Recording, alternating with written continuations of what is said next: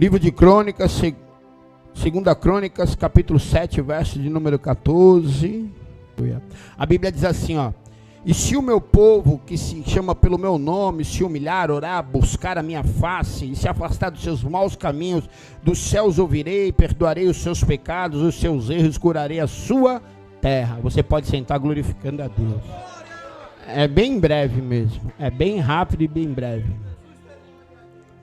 Uma palavra muito forte, que tem um contexto também muito forte. Olha só no versículo 13 que o Senhor Deus diz para Salomão. Ele diz assim, ó: se eu fechar o céu para que não derrame a chuva, ou ainda se eu ordenar os gafanhotos que devorem a terra, ou mesmo enviar a praga sobre a minha própria gente. Deus está falando assim, sabe? Como no livro de Isaías, capítulo de número 45, verso de número 7, Deus está dizendo assim: eu, Senhor, eu criei o céu, e eu também criei as trevas. Eu, Senhor, causo a paz na tua vida, mas eu, Senhor, também causo a desgraça, porque eu, Senhor, faço todas as coisas. Ele está dizendo a mesma coisa para Salomão nesse exato momento. E aí ele vai dizer assim: se o meu povo me buscar, orar, se humilhar,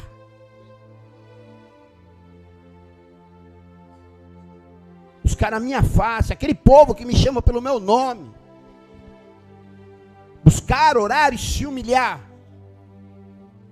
eu mesmo ouvirei, perdoarei os seus pecados e sararei a sua terra. Eu mesmo ouvi.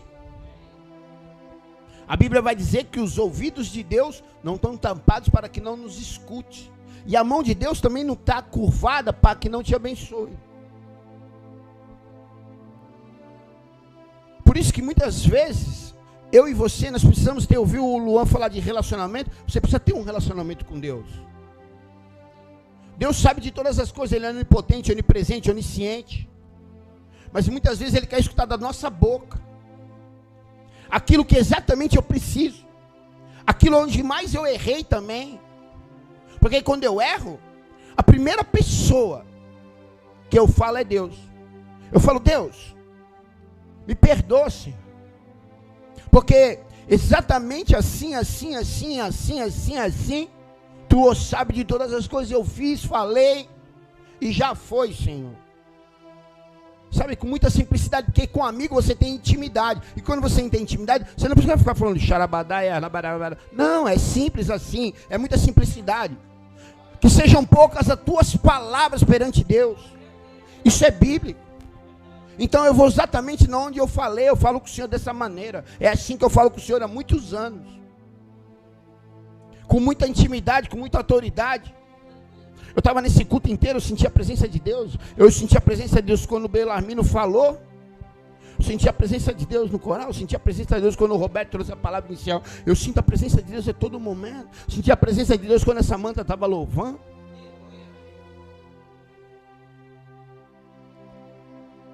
Mas assim como eu sinto a presença de Deus num culto igual esse, eu também sinto a presença de Deus quando eu estou sozinho no meu escritório.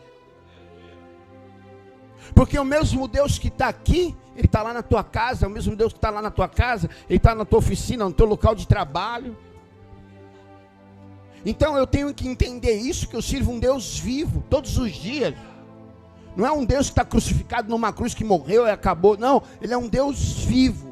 Ele é onisciente, onipresente, onipotente.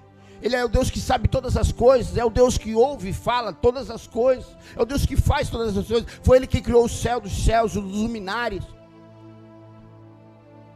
E nós temos que ter essa reverência, esse respeito em todos os momentos. Eu tenho que ter essa reverência, esse respeito quando eu estou dentro da igreja. Eu tenho que ter essa reverência, esse respeito quando eu estou no meu local de trabalho. Eu tenho que ter essa reverência, esse respeito quando eu estou com a minha família. Eu tenho que ter essa reverência, esse respeito quando eu estou com os meus amigos. Eu tenho que ter essa reverência, esse respeito quando eu estou lá no campo de futebol, porque eu gosto de jogar futebol. Eu vou no campo de futebol e lá eu também ajo como cristão, porque principalmente tem que dar bom testemunho, porque eu estou ali no meio de um monte de pessoas ímpias e que estão observando a todo momento o pastor, para ver se eu falo um palavrão, para ver se eu falo uma besteira, para ver se eu me revolto com uma jogada dura.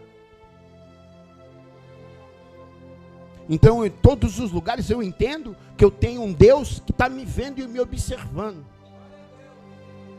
Eu não sirvo a Deus e não respeito a Deus somente quando estou na frente do pastor. Eu não sirvo a Deus e não respeito a Deus somente quando estou dentro da igreja. Eu sirvo a Deus em todo o meu dia, desde que eu acordo até o momento que eu vou dormir. E o Deus que eu sirvo não é um Deus religioso, é um Deus espiritual. Um Deus que me conhece, me fez exatamente como eu sou. E Ele me aceita e me entende exatamente assim como eu sou. E me amou da mesma maneira como Ele me criou. Mas um dia, eu o conhecendo, não só de ouvir falar, houve um arrependimento. Algo que mudou e mexeu comigo. Algo que transformou a minha vida, que curou a minha terra, que sarou, que perdoou os meus pecados, que me aceitou exatamente com todas as minhas falhas, em todos os meus erros, assim como o Roberto ministrou na palavra inicial. Ele entrou na casa de Zaqueu, entrou da maneira como ela estava, e da maneira como ela estava, dependendo do coração de Zaqueu naquele momento, e entendendo e conhecendo, ele entrou daquela maneira, falou: não tem problema, Zaqueu, que a tua casa está bagunçada, não tem problema, Zaqueu, que a tua casa está desarrumada, mas é assim que eu vou entrar na tua casa, porque a partir de agora, quando eu entrar na tua casa, aquilo que está desarrumado vai se tornar arrumado, aquilo que está bagunçado vai se tornar organizado, e aquilo que está doente vai começar a ser curado.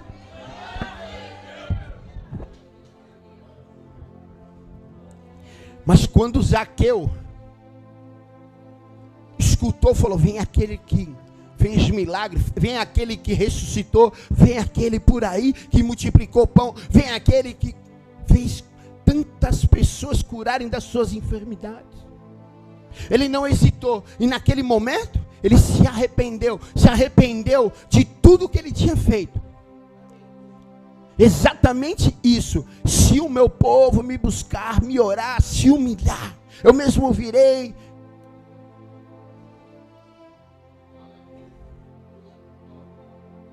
Deus está vendo tudo. Mas tem uma palavra que é uma consoante e uma vogal, que é uma ponte atenuante entre eu e Deus todo momento, que é o si. Em João capítulo 13, 33, 34, Jesus vai falar a mesma coisa. Se vocês se amarem uns aos outros, aí de verdade todos saberão que vocês são verdadeiros discípulos, dando um bom testemunho. Mas ele falou primeiro se. E esse si são duas letras, uma consoante e uma vogal, que se torna uma ponte atenuante entre eu e Deus, colocando uma barreira, tornando algo que é perto, próximo, distante, longínquo, me distanciando do meu milagre, me distanciando todo momento da minha cura, me distanciando todo momento da minha libertação. Então a todo momento eu tenho que fazer uma escolha de vida. A todo momento eu tenho que tomar uma decisão. Todos os dias eu tenho que erguer a minha voz e dizer: Senhor, eu estou mal, Senhor. Eu estou precisando, Senhor. Me ajuda, meu Pai. E Ele está todo momento ali, ó, do céu, do trono do céu, com o ouvido para te escutar. Pois Deus não é homem que minta, nem filho do homem para que não cumpra todas as coisas. Se a palavra está dizendo, eu estou com o meu ouvido atento e a minha mão pronta para te abençoar. Mas estou esperando uma decisão. Eu estou esperando uma atitude. Eu estou esperando uma ação. Porque toda ação ela gera uma reação. E aí vem. A Bíblia vai nos dizer sobre Jairo. Sua filha está doente. Ele abandona a casa. Porque sabe, escutou, viu, investigou. Porque ele era um dos fariseus. E fariseu andava no meio da multidão, investigando, perseguindo Jesus, para saber se tudo aquilo que ele fazia era verdade, se ele ia cometer algum erro, um pecado, se ele iria contra a lei a todo momento. Então Jairo conhecia, não só de ouvir, mas de investigar a Jesus. Mas quando dentro da casa dele há algo de errado com a sua filha, e filha significa a nossa prosperidade, nossa herança, o nosso bem maior, Jairo fala assim, sabe, eu até tentei, da maneira como vocês estão me dizendo, sabe, muitas vezes escutamos as pessoas, escutamos amigos, e vemos no WhatsApp, vemos na televisão, vamos lá no Google, fizemos de todas as maneiras do nosso meio, com as nossas mãos, mas Jairo nesse momento, ele fala assim, sabe, eu tenho acesso e tenho grana, porque dinheiro também dá acesso, mas ele tem autoridade, então ele tem liberdade. Ele conhecia médico, ele tinha acesso ao palácio, porque o Jairo era chefe de sinagoga tem direito a entrar no palácio, ele tem acesso com os reis, com os melhores curandeiros, com os melhores médicos da época. Então, conjecturando, eu creio que ele já tinha tentado tudo. E quantas vezes eu e você já tentou de tudo com as nossas mãos?